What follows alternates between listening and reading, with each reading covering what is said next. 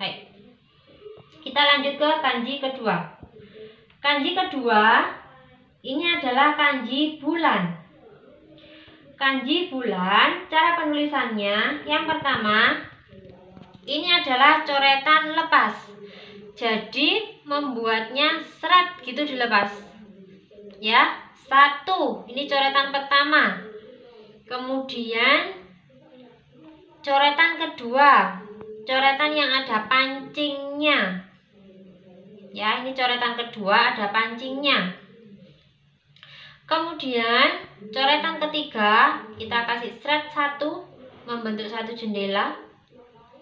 Coretan keempat, nah tambah satu lagi jendelanya. Oke. Untuk struk penulisannya seperti ini. 1, 2, 3, 4. Total coretannya ada 4. Ini adalah kanjinya bulan. Bulan dalam bahasa Jepang disebut dengan tsuki. Ya, jadi kalau dia berdiri sendiri seperti ini, kita bacanya tsuki. Kalau dia ditemani dengan kanji yang lain atau berpasangan dengan kanji yang lain, maka kita membacanya dengan getsu atau gatsu. Bu, kok beda cara bacanya? Iya, jadi dia berpasangan dengan kanji tertentu nanti akan kita baca dengan getsu ataupun dengan gatsu. Tapi kalau berdiri sendiri kita bacanya tsuki. Nah, sambil dilihat slide-nya, sambil sampean membuat kanji tsuki 5. Oke, sebelum kita ke contoh katanya. Pelan-pelan menulisnya sesuai dengan urutan penulisan. Ya. Oke, sip. Nah, sekarang kita ke contoh katanya. Yang pertama, apabila dia berdiri sendiri, maka dia bacanya tsuki. Tsuki artinya adalah bulan. Contoh kata yang kedua, yaitu getsu yobi. Ini getsu yobi ada pakai 2 kanji ya. Getsu yobi, maksudnya yang kita pelajari hari ini. Kanjinya getsu, bulan ini, sama kanjinya hari, getsu yobi, yang artinya hari Senin. Contoh kata yang ketiga, ichigatsu. Ichigatsu artinya bulan Januari. Kalau bulan Maret, nah kita tinggal menambahkan saja angka 3 di depannya. Kemudian kita menambahkan kanji bulan ini. 3 bahasa Jepangnya sang, bulan, gatsu.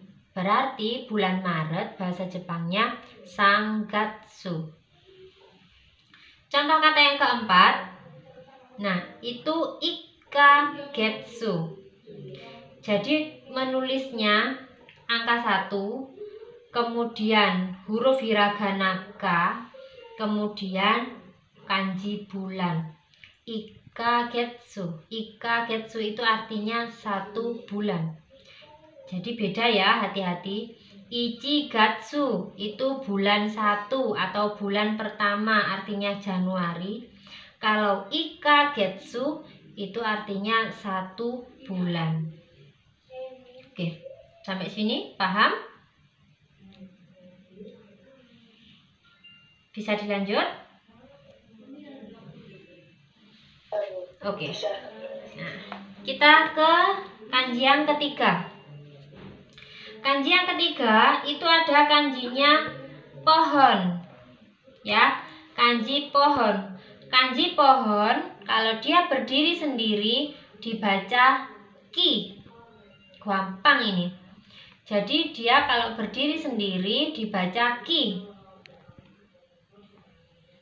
Apabila dia dengan kanji yang lain, berpasangan dengan kanji yang lain, maka dia dibaca moku ataupun boku. Ya, kalau dia berdiri sendiri seperti ini, bacanya ki. Kalau dia sama temennya dibaca moku atau boku. Hai. Cara penulisannya seperti di slide. Kita bikin garis dulu, shred.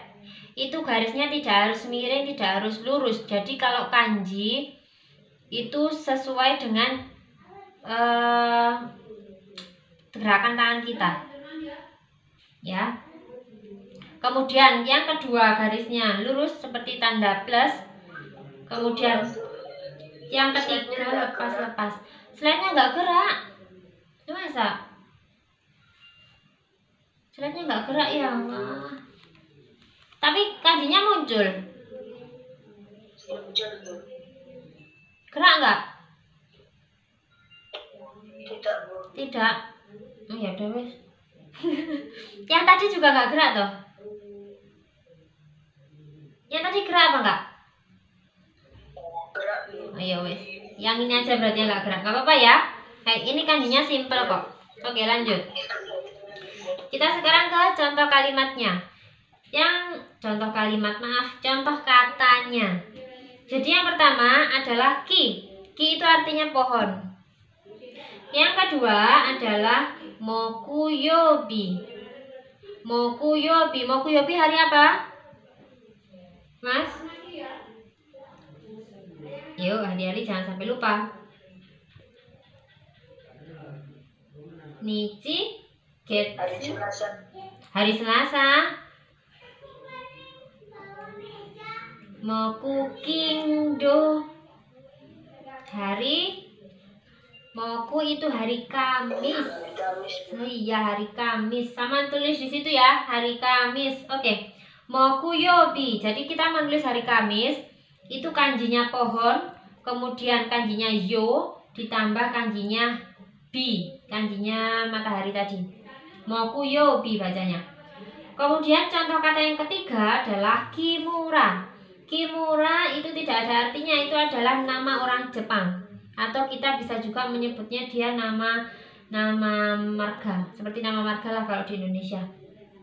Kimura itu nama aslinya orang Jepang. Jadi nama asli orang Jepang itu bisa ditulis memakai kanji. Oke, kita lanjut ke kanji yang keempat. Kanji yang keempat adalah kanjinya gunung. Kanjinya gunung. Coretan yang pertama seperti ini, shred gitu aja. Kemudian coretan yang kedua. Nah, coretan yang kedua itu lebih pendek ya ukurannya. Jadi tidak boleh sama. Kanji gunung itu atasnya tidak boleh sama karena dia bentuknya harus mirip seperti gunung. Dia lebih pendek. Coretan yang kedua. Ini coretan yang ketiga.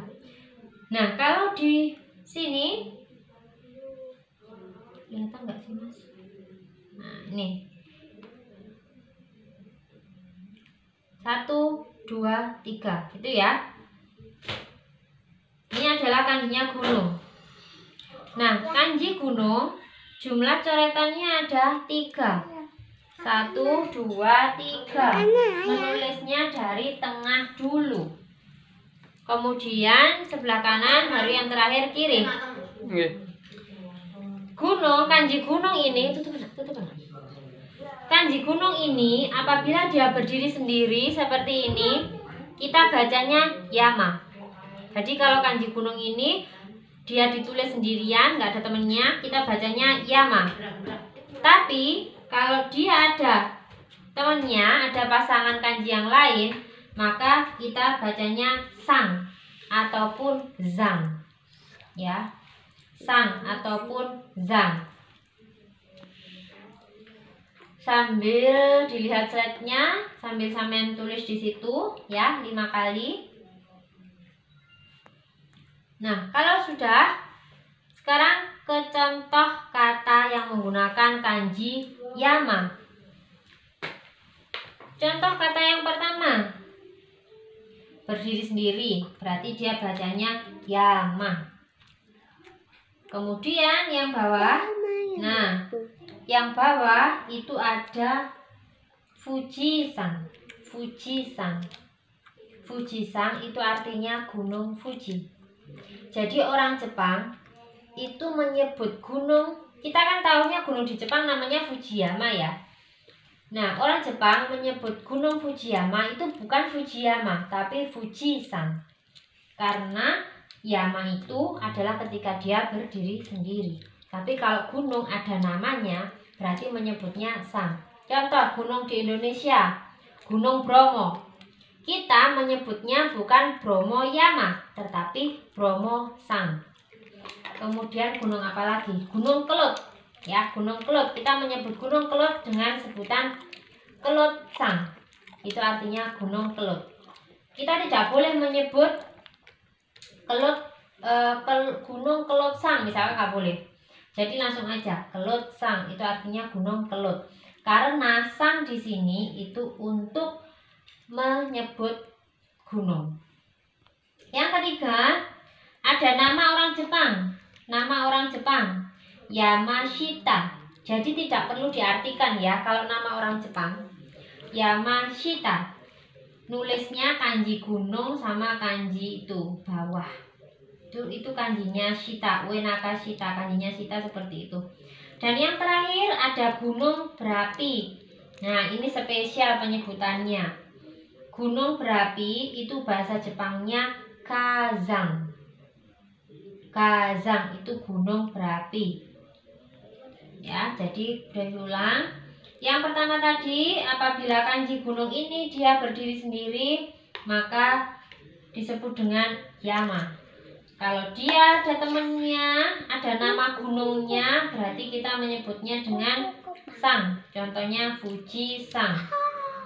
Kemudian nama orang Jepang ada yang namanya Yamashita. Dan yang terakhir gunung berapi disebut dengan Kazang. Hai. Sampai di sini paham? Mas? Oke, lanjut. Lanjut apa? Sudah sampai di 4 kanji dulu? Oke, siap. Hai, korekara selanjutnya. Selanjutnya kita ke kanjinya sungai. Kalau Bu Devi menyarankan sampean kalau belajar kanji itu lebih mudah dari yang gambar ya. Jadi sama seperti hiragana dulu. Jadi mengimajinasi, lebih mudah menghafalnya. Seperti kanji sungai ini. Kanji sungai itu gambarnya seperti aliran air. Lah, 3 kanji itu apakah boleh Bu dibuat seret-seret lurus 3? Tidak boleh. Jadi kanji sungai ini coretan yang pertama itu tidak lurus. Coretan yang pertama itu bengkong kemudian lepas. Coretan yang pertama. Coretan yang kedua baru coretannya lurus dan lebih pendek. Nggak usah diukur ya, tapi nanti kalau sama dadak ngukur wah lama dan ribet. Pokoknya coretan yang pertama kita buat melengkung dan lepas, seret gitu aja. Coretan yang kedua lurus.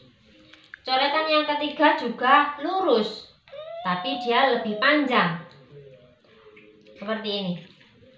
Ya. Oke. Kemudian untuk stroke penulisannya seperti ini. 1, 2, 3. Kelihatan nggak Mas coretannya? Bisa jalan? Tidak bisa? Tidak bisa jalan. Apa ya Mas yo? Ya wis kalau gitu lihat. Kalau ini kelihatan, kalau gini kelihatan. Kelihatan. Ya pakai ini aja kalau gitu, nggak usah pakai animasinya ya. Hai. Ini kanjinya sungai. Kanji sungai apabila dia berdiri sendiri, maka kita membacanya dengan kawa. Kawa itu artinya sungai. Tapi kalau sungai tersebut punya nama, maka kita bacanya gawa. Contoh, sungai Amazon. Amazon gawa. Kalau dia berdiri sendiri kan kawa. Kalau ada nama sungainya maka kawa itu berubah menjadi gawa. Contoh lagi, sungai Brantas ya, sungai Brantas, maka kita menyebutnya Brantas gawa. Seperti itu. Kalau dia nggak ada namanya, bilang sungai gitu aja, maka bilangnya kawa. Nah, itu onyominya ada seng, tapi seng ini hampir tidak pernah digunakan. Jadi kalau kanji ini dibacanya ya cuma kawa sama gawa saja. Kalau kawa dia berdiri sendiri, kalau gawa berarti dia ada nama sungainya. Oke, sambil nulis, sambil mendengarkan Bu Devi ya. Contoh katanya, yang pertama, apabila dia berdiri sendiri, maka kawa, yang artinya sungai. Apabila dia ada nama sungainya, maka dibaca gawa. Di sini contohnya, Nairu gawa. Nairunya kenapa Bu pakai katakana? Karena dia adalah menyebutkan sungai Nil. Sungai Nil. Nil kalau ditulis ke katakana jadinya Nairu. Sungai Nil, Nairu gawa. Di situ boleh sama tambahkan biar lebih mudah mengingat dan lebih mudah memahami. Misalkan sungai apapun wes yang sampean tahu. Kemudian ditambah kanji itu sekalian cara bacanya. Misalkan contoh tadi sungai Amazon, berarti bahasa Jepangnya Amazon gawa. Seperti itu. Oke? Untuk kanji sungai paham? Sudah selesai menulisnya?